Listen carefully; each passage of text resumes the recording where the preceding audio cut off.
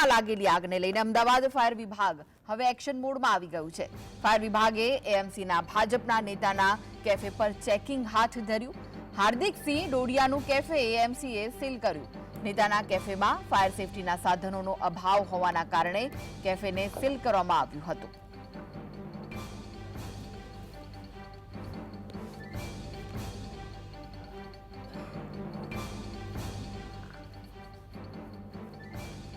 રાજકોટમાં લાગેલા આગ બાદ અમદાવાદ ફાયર બ્રિગેડની ટીમ એક્શન મોડમાં આવી રહી છે। અમદાવાદમાં વિવિધ જગ્યાએ ચેકિંગ જે છે તે કરી રહી છે। હાલ અમદાવાદના આપણે સિંધુ ભવન ખાતે ઉપસ્થિત છીએ। ત્યાંના જે ભારતીય જનતા પાર્ટીના યુવા મોરચાના ઉપાધ્યક્ષનું કેફે હતું તે સીલ કરી દેવામાં આવ્યું છે। સિંધુ ભવન રોડ પર આવેલ હોગનો કેફે સીલ જે છે તે કરાયું છે। પતરાના શેડ સાથે બનાવવામાં આવેલું હતું।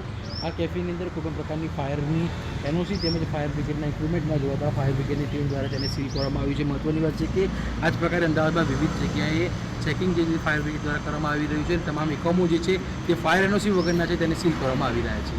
જતીન બારોટ, GSTV।